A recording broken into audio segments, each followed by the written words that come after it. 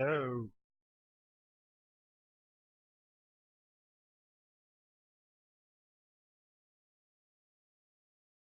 hope I'm coming through all right. I adjusted my never tells. So,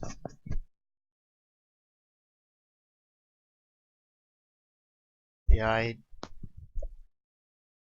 generally am not a loud talker, and also I don't want to bother the people around me too much.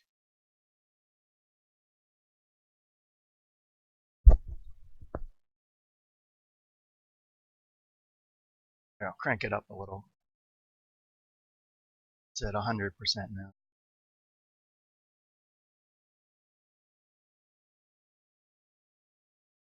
A little louder.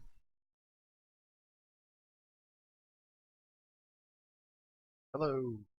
All right. So as long as everyone can hear me, all right. I'm here to talk about procedural materials. Okay, better. That's good.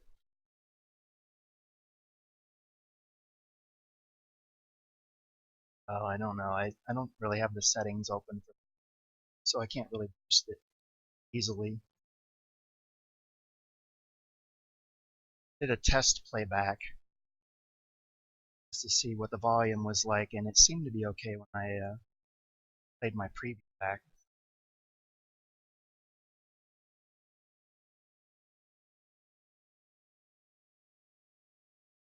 Okay. All right, anyway, so I'm here to talk about procedural materials, which is a fascinating topic and something which is relatively the gaming industry, but which is becoming much more popular now.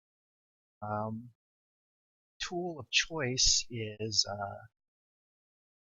Substance Suite, which is by Algorithmic, and what I use is Substance Designer, which is a tool to build materials.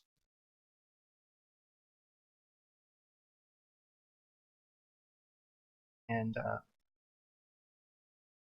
anyway, some of the bigger titles that have come out recently have begun to use it. Most notably, the stuff from Naughty Dog, the Drakes series, is using it now heavily. It's part of their art pipeline. Some other bigger studios too are starting to use it. And the great thing about it is that procedural materials have a lot of advantages. Mainly, the fact that they're very compact. They allow you a lot of flexibility in how you use them, and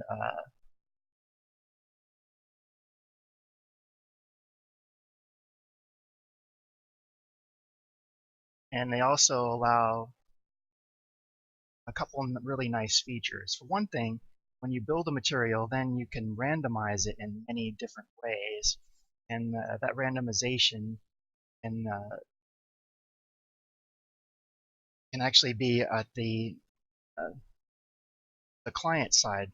So what people can do is they can create a material with Substance Designer, and the data is very small, and you don't actually have to send textures themselves over the network. Say, for instance, when you're getting an update for the game, you can just send the data which describes how the material is built over, and there's a plugin that Algorithmic creates which will rebuild that material using all your settings on the client end. So the file can be extremely small, but the result can be quite complex and as large as you like, up to 4096 by 4096, and we'll probably even allow it to go larger at some later date. Generally speaking, uh, that's plenty big, and even the higher end games where they allow you to crank up the resolution of the textures, 4096 to 4 by 4 is generally. Uh, for our game, we have much tighter requirements. So, for instance, materials that I'm working on, which are for cube, have to be fairly small. They're 512 by 512, and that covers a 2-meter square area. So that's the parameter is ideal. So anyway, what I'll first do is I'll bring up some materials that are done by people who know what they're doing. I've been using the program now for a couple months, and I'm fairly competent at it, but I'm certainly no expert, and I'm still learning a lot. Um, but like I mentioned, there's been some really fantastic work done out there. So, for instance, all kinds of different styles you can. So, for instance, a lot of these graphs that I'm going to call up found on Substance Share, which is a site which algorithms to upload their work. Generally, on Substance Share, you can actually see the graphs themselves used to create it, whereas commercial sites like GameTextures.com and Algorithmic Store uh, only offer the result materials in SBSAR format, which is the archive format. It's very compact. It doesn't describe how it was created. It gives you the end result and randomization options that are built into that particular material. So for instance, like here we have a sand. See the graph here. These graphs can get quite complicated. Mine are not quite as complicated as this yet. I'm still learning it all, and I'm also tend to be fairly, I like to say, easily confused. So the way I organize things is probably a bit different than some of the other people's graphs. As you can see, you can get quite the tangle of here. So you can go from something like a sand, which is this one here, which is a wonderful, highly stylized one, stylized rocks and magma. That gives you a totally different look. Crank the scale up here.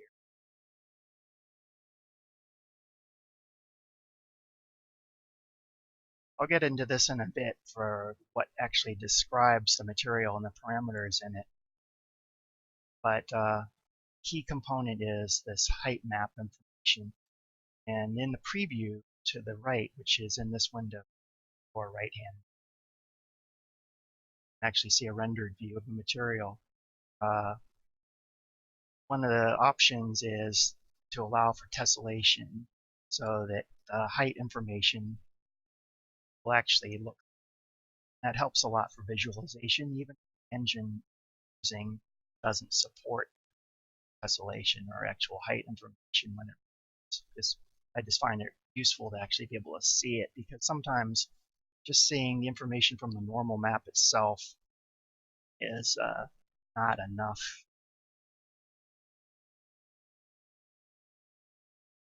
So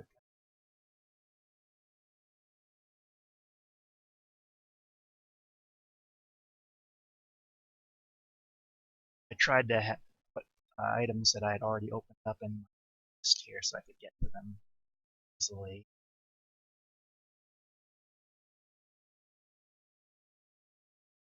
It's one that I was working on.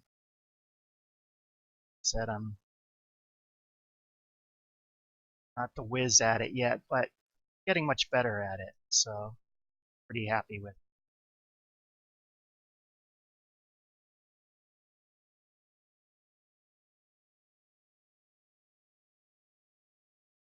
Anyway, let me go over exactly uh, what's involved and kind of the theory behind creating one. Um, also trying to read the chat here so I can answer any. See, version that I'm looking at here, version I'm using is is actually the commercial version. We get our license on a 30-day basis, so it says it expires every 30 days, but we actually just renew it, so that's why it says 15 days remaining. Although you can get a trial version of it, algorithmic site, and get the entire suite of Substance tools for a pretty reasonable price, especially because they offer an indie version. Our studio is actually small enough to qualify to get indie prices, and it's well worth it.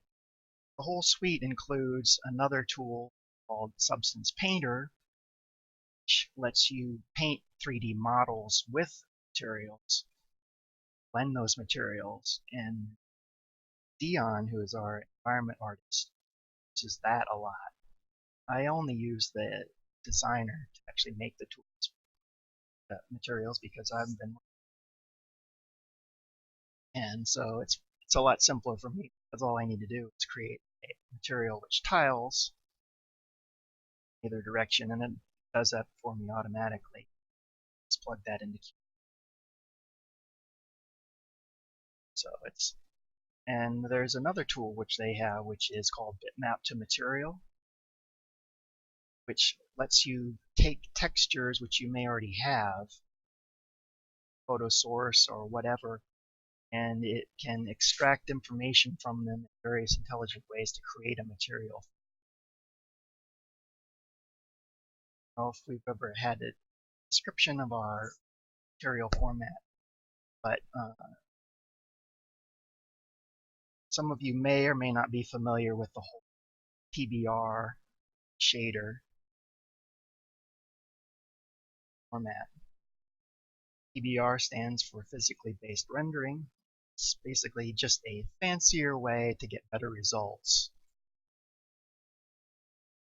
It has a more sophisticated way of handling the way light reflects from surfaces in order to produce a more realistic look. What we're using is a version of the Disney shader, which is similar, I believe, to the most recent version of Unreal. Ours is slightly different than the basic one, which is provided with Substance. So, for instance, when I change shaders here, I can do this one, which is the default physically metallic roughness, which are the ones we use. I've actually put in our own called physically CSE, which has some of the parameters in ours, which is not directly supported by the basic Substance one. Ours looks different. Scale back up.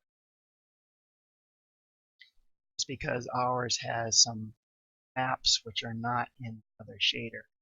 The other thing to note is that the lighting in the Substance preview here is not the same way we light our world. So get some different shadowing you can see. And so it's not entirely accurate in our game. It's pretty close. It helps a lot anyway. Actually use our shader in Substance, and that is a great feature that they have, so that no matter what shader you're using, you can easily integrate it into their preview system and see exactly what you get in your own, a close representation of it.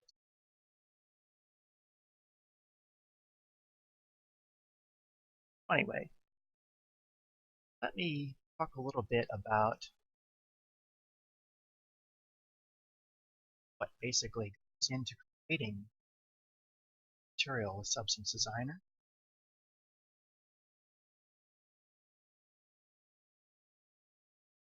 Sorry, I'm just looking at the chat now. Yeah, the latest games are using it a lot. Had a partnership with Algorithm, actually. There are many videos available on YouTube, several that I can think of, as well as some information from GDC and so forth will give talks on how they've created their substances and pipeline, and their pipeline is fairly elaborate. Um, one of the nice things about it is that SBSAR format I mentioned before, which is the compact archive format, it's actually just an XML file. So once you get that data, which is itself pretty compact, you can have your coding and engineering team further modify or get useful information out of the XML files because it's obviously just text. And as I mentioned, the other great thing is that you can have a plugin which runs on your client itself to regenerate the textures. So make a brick or stone or whatever, a wood texture, whatever it happens to be, get infinite variety just on your client. Or since it uses pseudo-random numbers, as long as every client is using the same random seed, they get exactly the same result.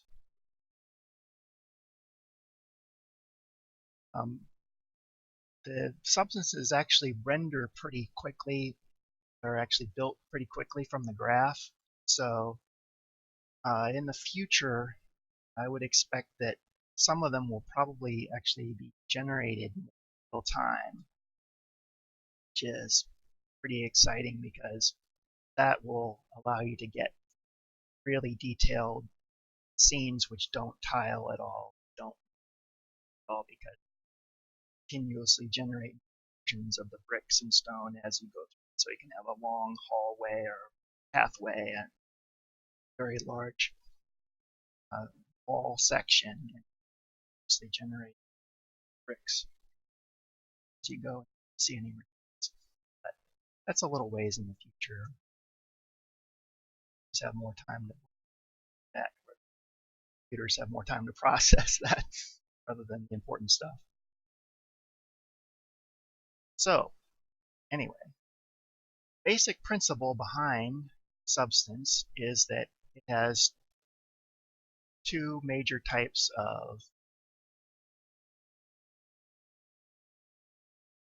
inputs. I don't know if most of you may not be familiar with node graph editors, but what that means is that you have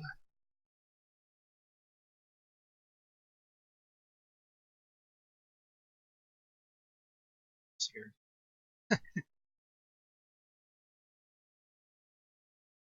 You have two basic types of inputs. You have this node, which is basically a processing module, which does something interesting. Two types. You have a generator, and then you have something which is like a filter. So the generator generates data from scratch. So since this creates tiles, and it allows me to create tile pattern like this, and it's already been pre-coded to allow lots of different variations. So for instance, I can set number X and Y, how the tiles are. I can also have it vary their scale. So I can create interesting effects like this. Also offset them like this, create brick effects, and so forth.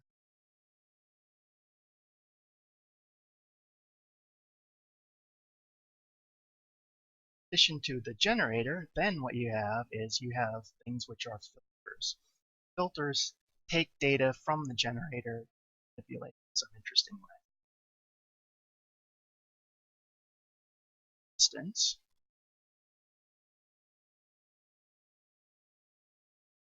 I could take this, and if I really wanted to, I could do a blur.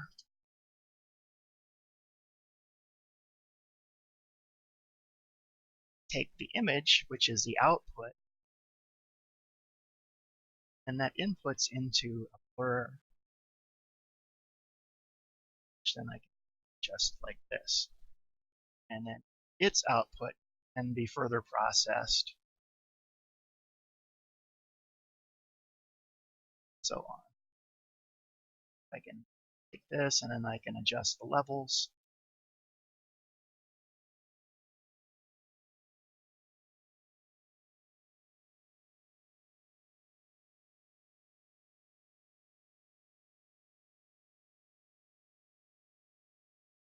I can blend the result with that, with noise, and so on and so forth.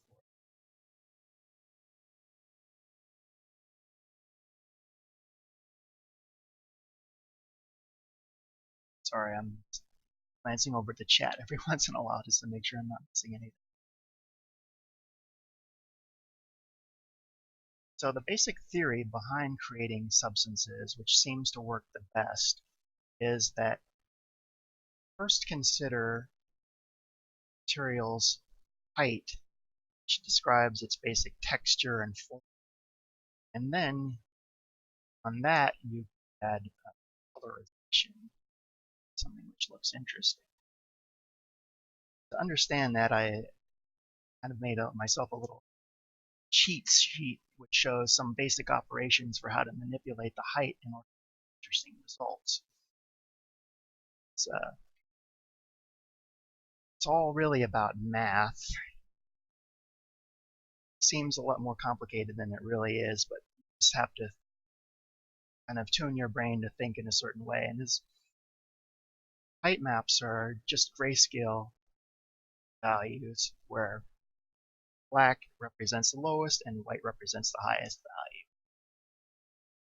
Always scale based off of that. So, since right here, what I did was start with a gradient, then you create this basic shape. And I used a splatter here, which takes this little lump here and it randomly splatters it to create a rocky kind of mass.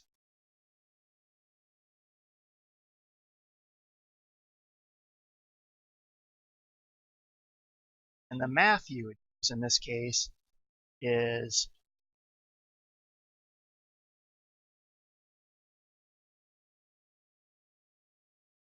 one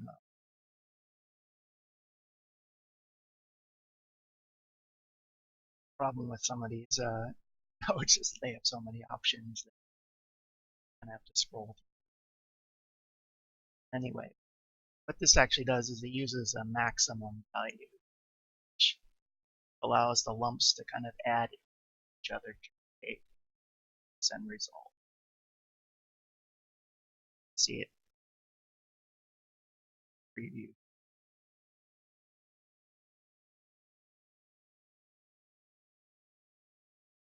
Rank this value. So you can see the, you can actually make this a ridiculous value.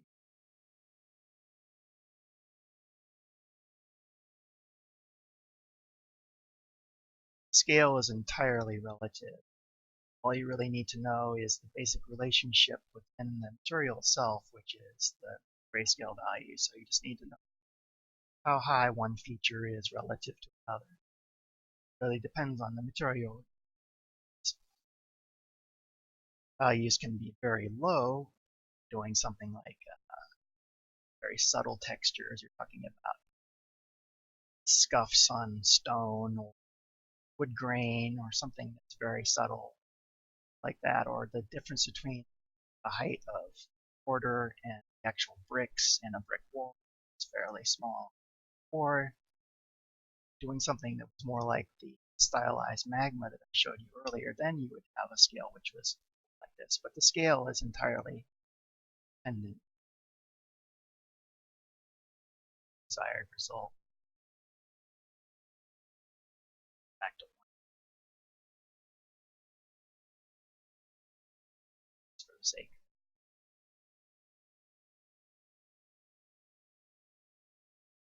So what I did here was I've got my stone lumps, which I output from this node. This is kind of my basic guinea pig data, which I spit out. And then by doing different math combinations using the blend node, can alter it. In this case, what it does is it compares the input, which is the foreground, to the background, which is my here. This is the greater value. So my uniform color here, which just spits out a gray value, I can adjust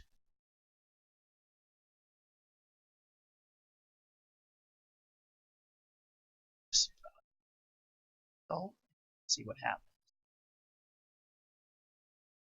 So by lowering the gray value here, it creates kind of a filling effect. This is really useful for things like stones with mortar, because what I generally do is I create the stones first, and I kind of fill in the mortar afterwards.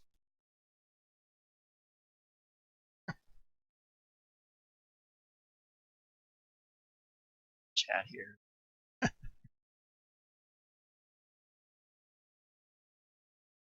And an opposite effect with it.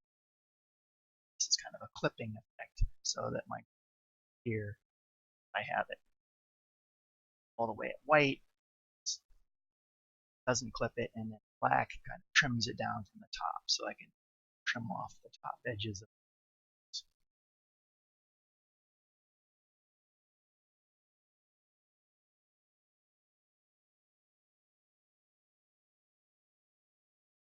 This page here, these graphs, I've got some examples of how you can actually combine different height maps, other interesting things. Another major component that you deal with when you're creating the substances is height information, which you then colorize, but also about masks, which allow for interesting blending between two different heights from the height information. So in this case, I started out with this generic pyramid. I processed it through this node, it's called quantize, which controls how many steps of gray is displayed. So if I crank this up to 18, 18 levels from black to white. I cranked it down to 4 just for the sake of simplicity.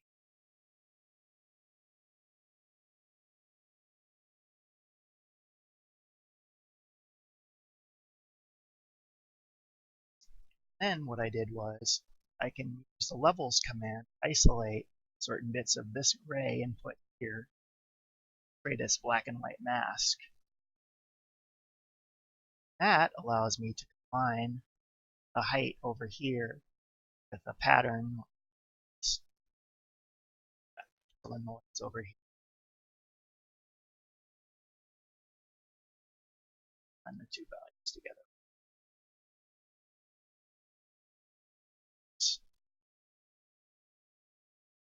Interesting height combination here. Switch back to the shader, just because it's a little brighter.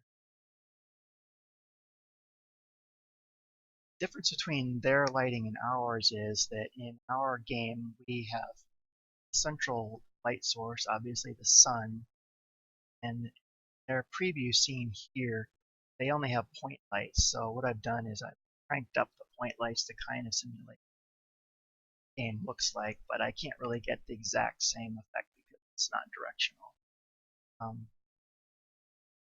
The other difference is that the way they do their reflection environment map here is using different math than ours. We use a cube map, which generates every few frames. They use this hemispherical panorama. So the result for the way the lighting is applied from the environment on the surface is a little bit but it's close enough. The thing I've done as I've been working through this whole process of learning is I've also done several cheat sheet pages so that I remember certain techniques, and there are lots of really interesting things. So what I've done is I've broken them down into things for how to create bevels, like you can see this, and how to do vision. A lot of these things come from examining other maps, really know what they're doing. There are also some pretty good tutorial videos out there too here, which kind of has some interesting techniques for creating noises, basic techniques. In this one, you can create random dots, and then you can use the distance filter in order to create this kind of crack activity. Substance also has a built-in cells generator, which does this for you. Well, but sometimes you want to do it yourself. Well, there's several materials out there that tend to do this. More I look by hand using this dot method rather than using the built-in generator. Since it's this one right, which creates the cracks for you. Just allows you to set a distance so you can pull further away and get very fine cracks. Just like this. Also got a disorder function which just randomizes the noise somewhat. And as always, you can go into the randomized seed value and type in what value. One of the interesting things about this system is how self-contained it is, which is why it allows you to have materials which are so compact. Basically, they've written their engine so that it is itself pretty simple. A lot of the nodes that you see which are unquote built in are actually made with this tool itself. So for instance, if I look at the cells, I do open reference,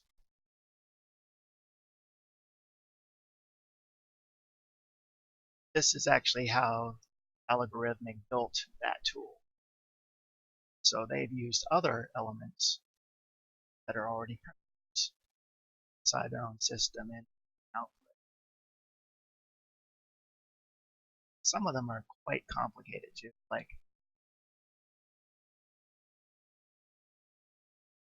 the most often used, probably the most often used node is the blend node, which takes the foreground and background inputs and blends them in an interesting way.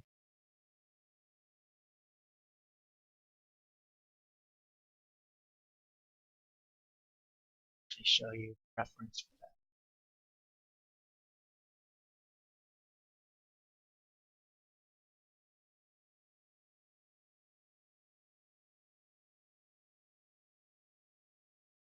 Here's a folder here that shows all the basic resources which come with the tool itself.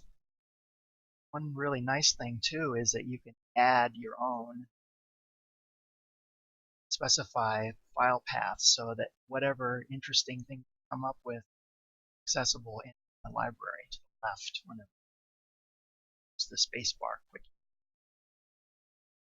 pull up something. So for instance, let me just show you. Blend. Here's the graph for blend. So even that basic command, which you use all over the place, references self and has all of the modules built in. It's really interesting because it's also self-contained. That means that people who give you new materials can have all kinds of interesting tools and techniques built in.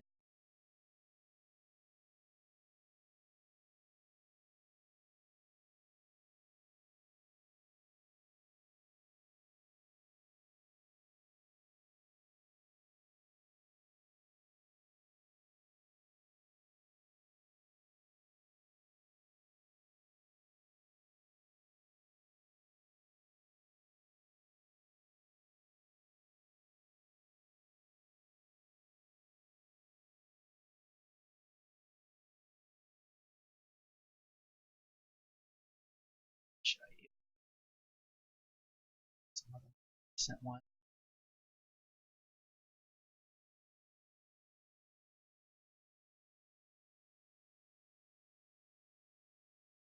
It's the red one.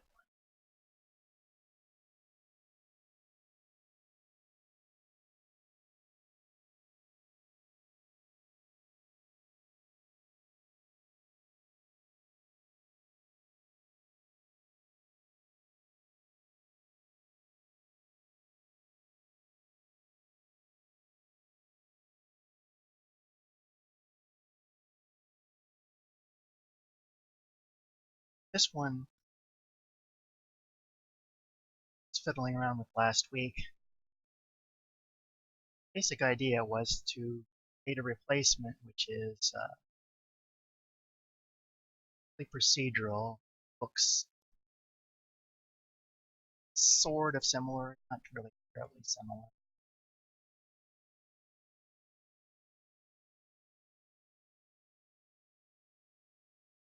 This is using the same name as the old material.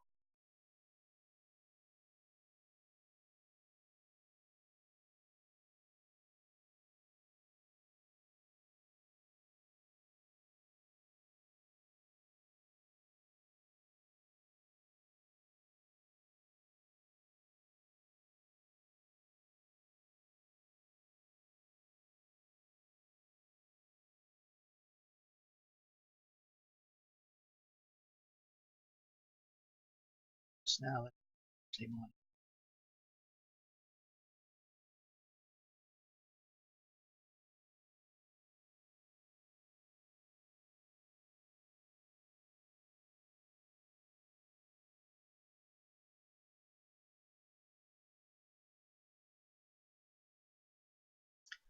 So anyway, something that's kind of like that. This is the older material, which was actually a 4 meter square. New ones are 2 meters square, so they're half as many blocks, just so that they look, so that the actual brick size is about the same.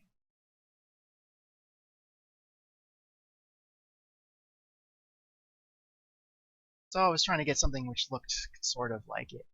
As you can see, it's pretty involved.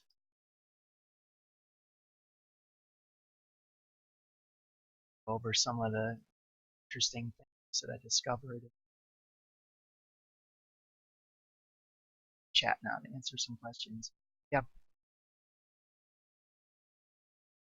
So does the output shaders for the various materials and the engine. Well, what we do is our engine actually uses the raw texture files which it outputs. So, for instance, I create substance and I say we want our shader this. Say use physically based CSE. It creates this empty document like this, and this has all the possible textures that our engine supports. So we've got base color, normal map, roughness, spec mask, metallic, and emissive. Then what you can do is got your stone, since back to this one. If I double click on the background like this, it gets me into this generalized view, which gives me a control panel of the general properties of the material, including all the ones that I've set up, which can be customized. So for instance, on this stone here, I actually want it to be 10 bricks across. Exposed values so that I can set that up easily. This regenerates the texture.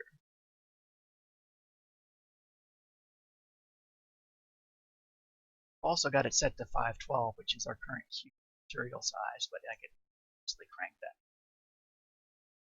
silly like 2096.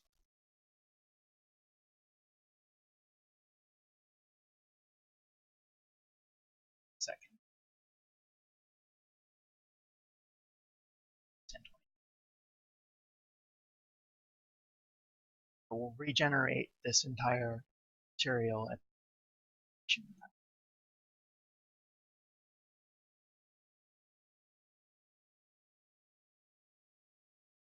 so anyway, back to the point I was trying to make. Our engine does is it actually takes in the texture files themselves as the so I want to export it. All I need to do is I go and I right click on my stone cobble, just do export outputs as bitmaps. That allows me to pick which maps I need to export. In this case, I don't need the metal because this texture has no metal map in it, it's no metallic. So it doesn't need, nor does it need an emissive because nothing of it is glowing. Although I could add those if I wanted to. I could make the bricks glow or runes on the bricks glow to add those. So what we do is I have it set up so that materials output textures directly to the folder that our editor is going to be looking for input cubes. Then what I do is I run our editor and I actually input or upload textures editor. Some future date, which we've already discussed, we might like to do is actually just bypass that entire process, have it so that it sends the SBSAR form to the server directly, and the server would build texture or the set of textures and material there, and then that would make it a step process. As I mentioned, some games, and this is really useful, mobile games especially, support the SBSAR format so small and then create the textures themselves on platform, whatever it is. That saves you a lot of downloading. Obviously, the textures themselves are much larger files. Even the 512 by 512s, when they're saved as this raw Targa format, are 769K. So it adds up. Larger ones, like 2K by 2K, closer to 4 each. So it's a lot more efficient to actually just send the smaller data over the network and have it read.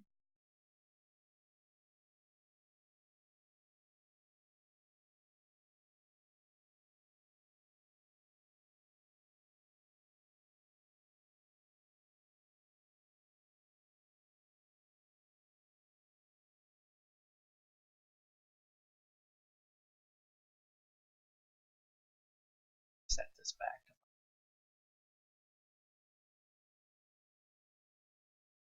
That is one of the really nice features of Substance Designer, is that every parameter, entire pipeline of the way their engine works, be exposed in another. So for instance, way back here where I created the tiles themselves in this tile generator,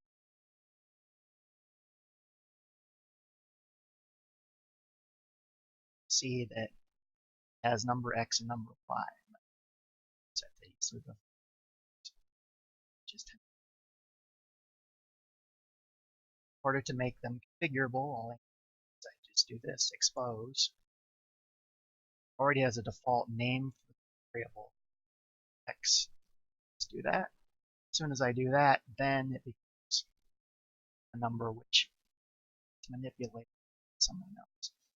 A lot of the materials you'll find that are on Substance Share, which is the site I mentioned before, are highly configurable, and the people who built them have specifically made them have many parameters which are adjustable to save you time.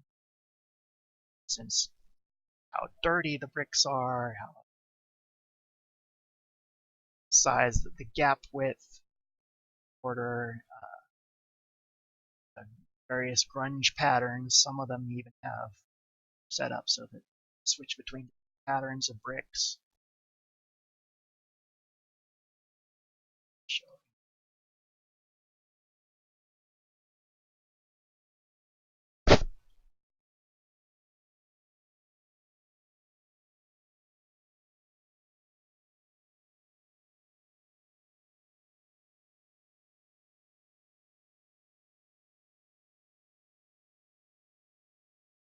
Instance.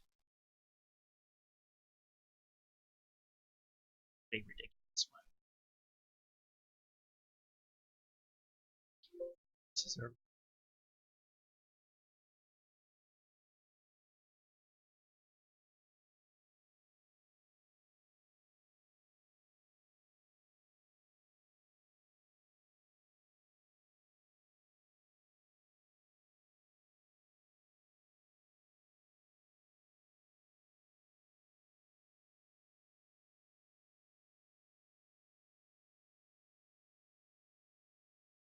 again, some of these node graphs are pretty complicated. But one of the nice things is on this one is that there are all kinds of different settings which have been exposed by the author of this for like types of bricks. It might actually be easier for me to show this to you. Substance player.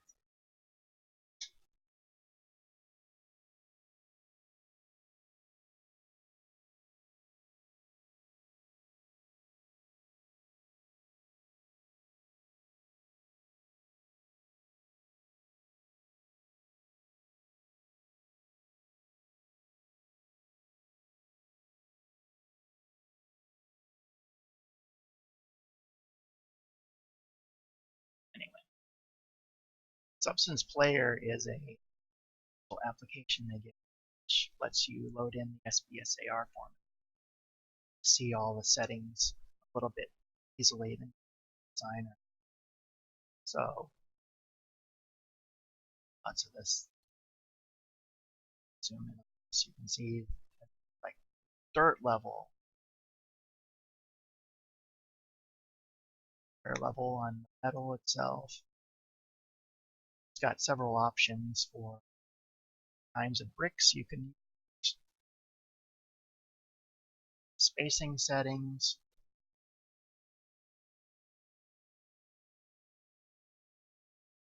It's even got drop down here which lets you pick different metal types.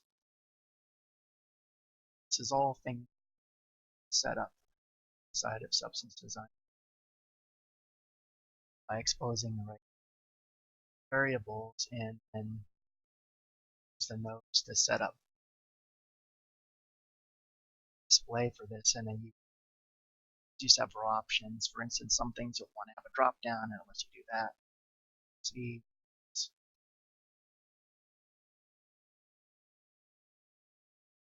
solution on this. And as usual, we just type in whatever random seed results you get with the settings.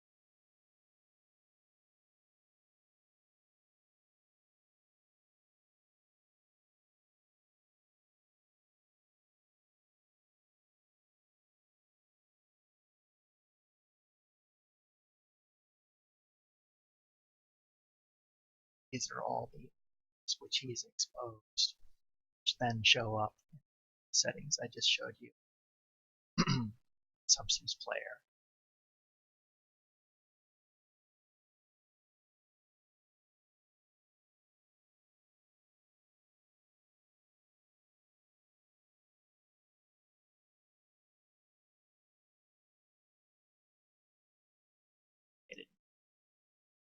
I'm using a lot of my memory.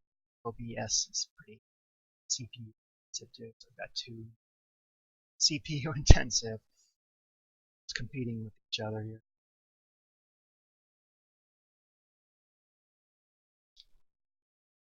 So there are about a few minutes left, but I'll go through the kind of process of creating a material.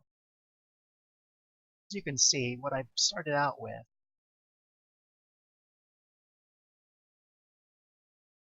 are these base tiles. Using the tile generator here, input a couple different images and then place them tile grid that you want.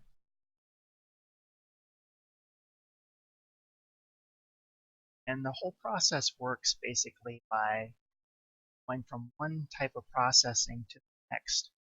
What I did was, uh, since I tend to be easily confused, I like to think of time.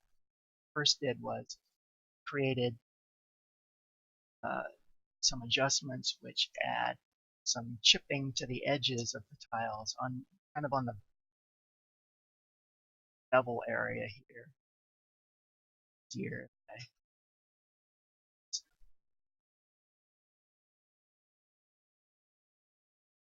some of it off.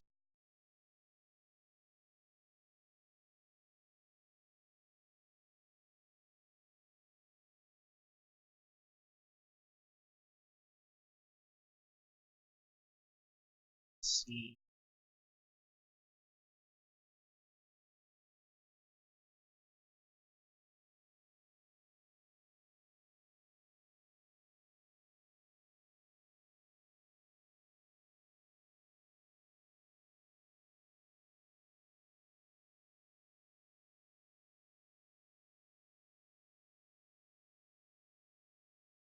Bypassed a couple extra little steps that would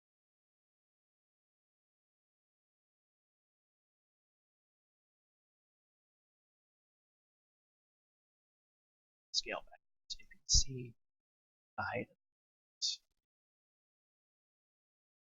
Now this still has some of the surface detail later on.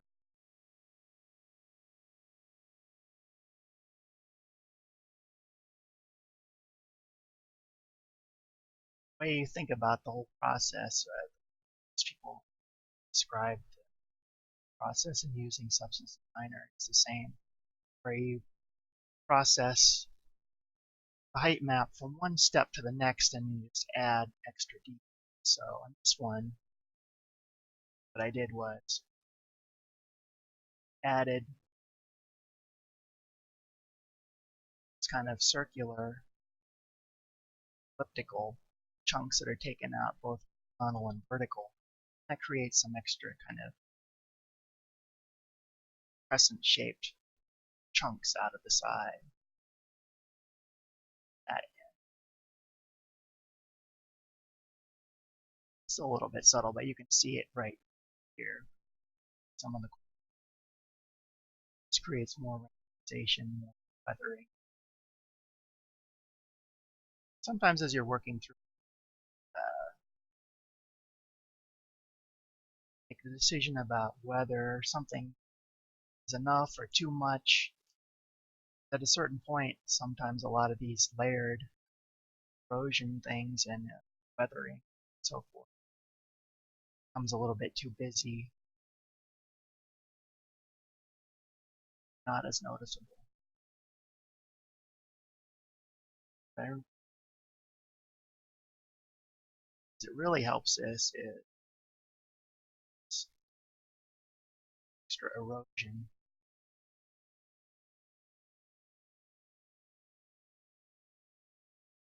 This.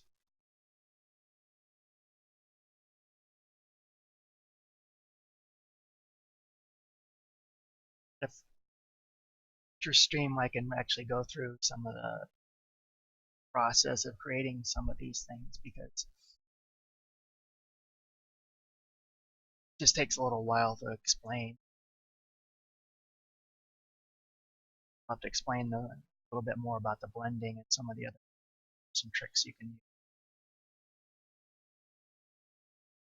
Then what I did after that was I created a corner chipping effect, which combines a cell to create some cracks like this. And then I took again, using the tile data from before, because I know what the X and Y tile count is, I offset it by half that much. That creates a mask which appears on the corners of the tiles, and then I can mix in cracking effect. Just apply it to the tiles.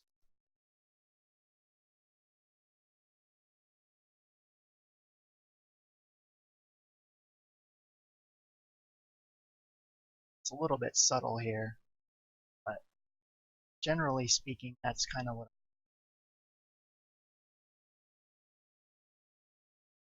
As always, since you can adjust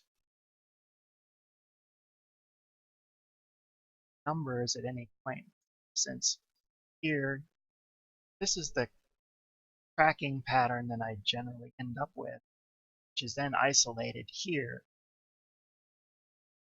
and then I combine the two to create the cracking effect. And I've got this level setting here, and which controls the brightness of that image, and I can create a more or less severe effect. So, for instance,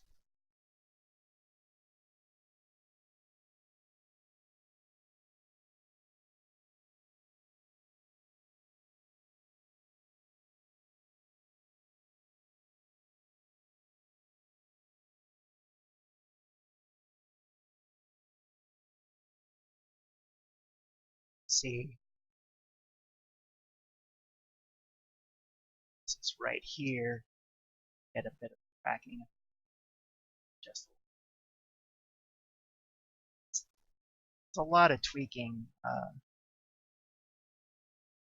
Would probably just do a live stream of me working on this stuff alone, but it's watching me fiddle with these settings and try things and see things work or not is probably as exciting as watching paint dry. So it's a little more interesting to talk about, and that's why I wanted to be sure that I was able to talk in the stream, kind of explain a little bit of the process. Um, Again, if I get a chance to do another stream later, I can go a lot more into detail about some of the methodology and how all the math works and all that kind of stuff. But I wanted to keep it fairly light and simple for now.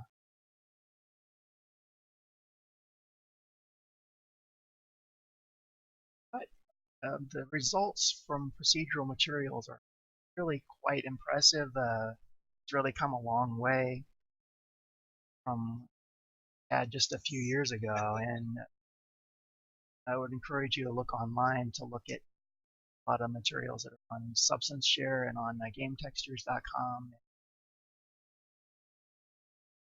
some of the other game websites, because there is some really fantastic work done out there by people who know what they're doing,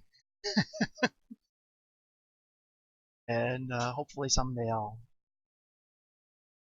get a better handle on it. But it's a really interesting subject, and I wish I had more time to have to get back to doing effects one day. That is what I do most of the time. One interesting subject is, though, that, and I haven't explored it yet, but I think it will work, is that this tool itself might really become useful to create some good effects textures as well, and that is something that's on the list of future things to do. So I think it's interesting to generate all kinds of energy and knows what. Oh, anyway, they're screaming lunchtime, so thank you all for listening, and I will turn it back over to Max.